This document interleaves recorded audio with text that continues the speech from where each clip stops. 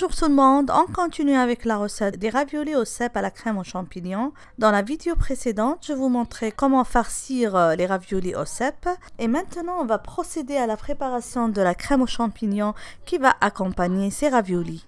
Alors suivez-moi pour avoir les détails de cette réalisation. Pour la réalisation de la crème avec laquelle je vais présenter mes raviolis au cèpe, je vais utiliser une variété de champignons.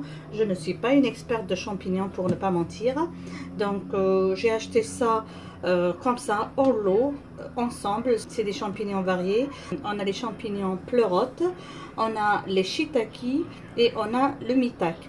Alors, je ne sais pas si j'ai bien prononcé les noms, mais franchement, je suis habituée au nom en anglais. Alors, j'espère pour les connaisseurs que vous n'allez pas trop me critiquer. Et on va passer aux ingrédients restants pour la crème. Pour la crème aux champignons, je vais avoir besoin de champignons, comme je vous ai montré tout à l'heure. Je vais les laver, les égoutter et les couper. Je vais avoir besoin d'un peu d'échalote, d'un peu de basilic haché, d'un peu de persil haché, du beurre, d'un peu de parmesan, d'un peu de crème liquide, d'huile d'olive pour la cuisson de ma sauce. Et pour bien parfumer vers la fin de ma cuisson, je vais utiliser un petit peu de cette huile d'olive parfumée aux truffes. Et aussi, je vais avoir besoin d'un peu de sel et d'un peu de poivre noir. Donc là, je vais faire fondre le beurre dans un peu d'huile.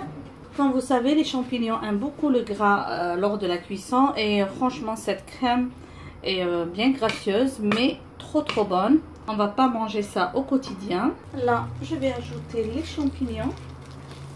Je vais les faire bien sauter jusqu'à ce qu'ils soient bien cuits. Pour une cuisson parfaite des champignons, il faut toujours s'assurer que votre poêle est bien large et qu'elle suffira à toute la quantité. Et il faut que tous les champignons soient en contact avec le gras pour que ça soit bien cuit. Et on va laisser dégorger de leur eau. On arrange bien la surface et on continue la cuisson. On va faire cuire pendant 4 à 5 minutes. En même temps, je vais mettre un peu d'eau à ébullition pour faire cuire les raviolis. On ajoute un peu de sel, un peu de poivre noir. Donc j'ajoute les échalotes, donc un petit peu seulement, et le basilic. Et on va faire revenir. Et en même temps, je vais faire cuire les raviolis dans une eau un peu salée avec un filet d'huile d'olive ou d'huile de table. Je vais ajouter un peu de crème liquide aux champignons. Donc j'ai baissé le feu et je vais retirer les raviolis pour les mettre dans la sauce directement, comme ça. Les laisser cuire pour absorber toute la crème et la sauce.